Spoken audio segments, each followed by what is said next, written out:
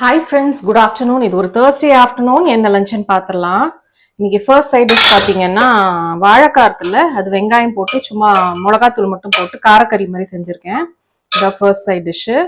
அப்புறம் இங்கே பார்த்தீங்கன்னா குழம்பு பார்த்தீங்கன்னா சுண்டக்காய் இருக்குல்ல, அது வந்து இடிச்சு போட்டு தேங்காய் அரைச்சி விட்டு புளிக்குழம்பு மாதிரி வச்சுருக்கேன். இது இன்னும் ஒரு 5 மினிட்ஸ் கொதிக்கணும். கொதிச்ச பிறகு ஆஃப் பண்ணோம்.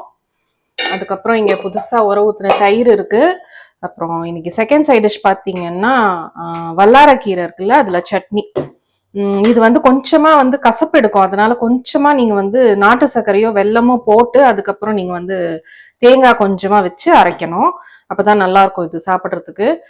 இது தயிர் சாதத்துக்கு நல்லா இருக்கும், இல்லாட்டி நல்ல சூடான சாதத்துல நெய் கொஞ்சமா விட்டு ரைஸ் கூட பிசைஞ்சு சாப்பிடவும் நல்லா இருக்கும்.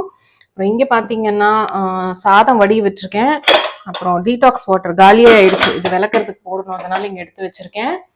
அப்புறம் வந்து இங்க வந்து நெய் கொஞ்சம் இருக்கு, இதை காலி பண்ணிட்டு வாஷ் பண்றதுக்கு போடணும் அப்படின்னு சொல்லிட்டு எடுத்து வச்சிருக்கேன். நான் யூஸ்வலா பாத்தீங்கன்னா நெய்யில வந்து இந்த நம்ம வடிகட்டுறதுக்கு முன்னாடி, அதாவது நெய் தெளிஞ்சு வரும்ல, வடிகட்டுறதுக்கு முன்னாடி இந்த எந்த கண்டெய்னர்ல நான் டிரான்ஸ்ஃபர் பண்ணி வைக்கிறேனோ அந்த கண்டெய்னர்ல கொஞ்சமா சீரகம் போட்டுக்குவேன். ஸோ அடியில வந்து அந்த சீரகம் இருக்கும், அந்த மனமும் நல்லா இருக்கும். உங்களுக்கு சீரகம் தெரியும், டைஜஷனுக்கும் ரொம்ப நல்லது, அதனால நான் அப்படி பண்ணுவேன். அப்புறம் இங்க பாத்தீங்கன்னா கொஞ்சமா ராகி வந்து கரைச்சி வச்சிருக்கேன்.